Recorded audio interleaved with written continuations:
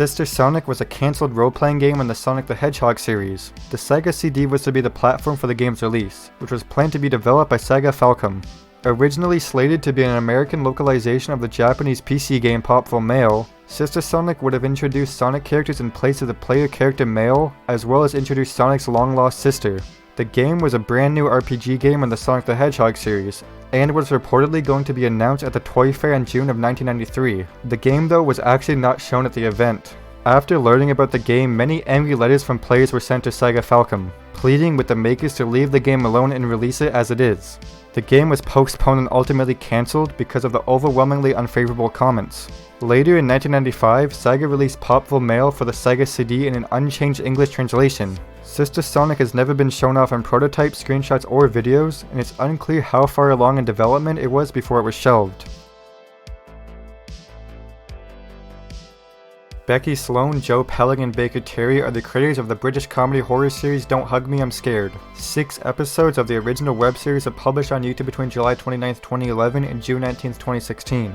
A year after the premiere of episode 6 on June 19, 2017, Becky made a suggestion that there would be more Don't Hug Me, I'm Scared episodes to come. On September 13, 2018, the channel debuted the Wakey Wakey teaser trailer for a new television show produced by Blink Industries, Kanako, and Super Deluxe. Within 24 hours of its release, the 30-second video received over 2 million views and peaked at number 1 on YouTube's trending list. Information about the plot was made public on December 3, 2018 in advance of the pilot's 2019 Sundance Film Festival screening. The pilot has never been made available outside of the festival screening as of 2022. The pilot had drawn criticism from the show's creators and the pilot helped sell the show, but Sloan, Pelling, and Terry decided against continuing the plot because they thought the Clay Hill setting made the series too similar to South Park. There are currently only a few short snippets of the pilot's festival screening on YouTube. Also, the Wakey Wakey teaser trailer's initial upload was made private and inaccessible on May 24, 2022, though re-uploads are available. Apple Pie is an American sitcom about a family living in Kansas City during the Great Depression. The show aired on ABC on Saturday nights and was directed by Norman Lee. Only 2 of the 8 planned episodes of Apple Pie were broadcast in September 1978 before the show was cancelled. It was also rumored that there were too many rivalries among the cast members, who either took the part too seriously or lacked enthusiasm for it. Since then, only Apple Pie promotional materials have appeared. No reruns of Apple Pie have ever aired due to the show's brief television run, conflicting reviews, and abrupt cancellation. There have also been no home media releases or screenings of the remaining 6 unaired episodes. The only material that has since come to light is a script, 2 TV ads, and production photos. The animated sitcom The Boondocks aired on Adult Swim from 2005 to 2014. Each episode had a different obscure plot that occasionally involved famous people. A 7-minute animated series pilot based on the well-known comic strip that The Boondocks is based on was ordered by the Fox network in 2003. And Aaron McGruder, the show's creator, and film producer Reginald Hudlin worked on the pilot. But the Fox's pilot production was battled with challenges for Aaron McGruder, in which he said, "We did our best to do a Fox show, but frankly, I don't think the difficulties we had at Fox would be exclusive to Fox. I just think broadcast television in general is a very restrictive place. It's tough to be funny because there are so many eyeballs and there's so much money at stake that I think everything's just kind of overthought. And it's tough to be daring and do something different, either with regards to content or even structure. It's really a rigid landscape and you can honestly see it in the show." The pilot received interest from Cartoon Network though to air on the Adult Swim block around the same time.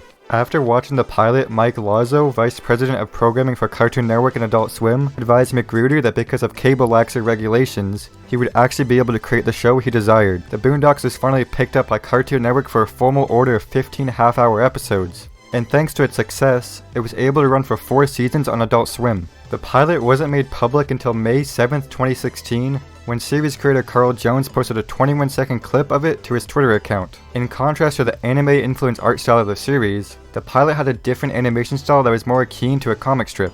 But as of now, the full pilot is still lost and is unknown if it will ever be released. The television show Get It Together aired on ABC from January 3rd to September 5th, 1970. Sam Riddle and Cass Elliot served as the host. But while Elliot was in the hospital, the singer Oliver hosted at least 1 episode as a guest. It was created by Dick Clark Productions and featured performances by well-known bands and musicians at the time for a live teenage audience. The majority of the episodes are regarded as lost because the show had such a brief run and was broadcast before even home video recording became widespread. So far, only 1 episode has surfaced and is accessible on YouTube. Snuffy's parents get a divorce, which was originally scheduled to air on April 10, 1992 as Sesame Street's 2,985th episode, was pulled before it could air due to overwhelmingly unfavorable feedback from several test screenings.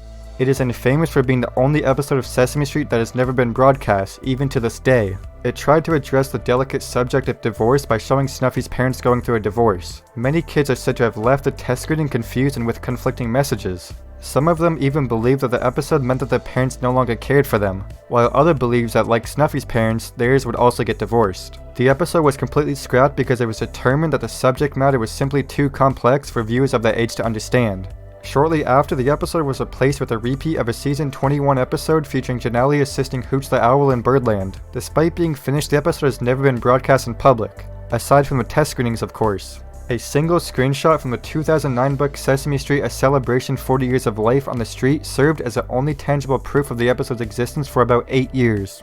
On October 2, 2019, it was revealed that the episode would be shown at the Museum of the Moving Image in New York City on November 24th as part of a Lost and Found celebration of Sesame Street's 50th anniversary. Then about 2 years later, on March 25, 2021, it was announced that ABC would air a special to celebrate the 50th anniversary of Sesame Street titled Sesame Street 50 Years of Sunny Days. The special aired on Monday, April 26, 2021 at 8 p.m. EST, featuring never-before-seen footage of Snuffy's parents get a divorce, but the full episode in its entirety is still lost.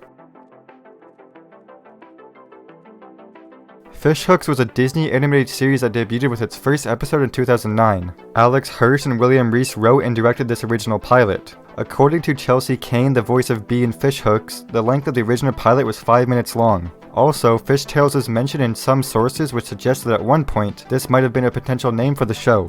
The character designs, some of which are online, are the most obvious distinction between the Fishhooks show and the pilot. The only pilot footage that can be found online is a 5-second clip from a 2011 Disney Channel Latin America promo for an upcoming show. Despite the fact that the series ended in 2007, the short is still listed as a part of Shorty McShort's shorts in the Library of Congress copyright database. A portion of the original pilot has been featured in panels about the show at conventions, and viewers have generally reacted favorably to it. There's an incomplete song with an unknown author that was first shared on Facebook in 2021, and it's known as Alicia's song.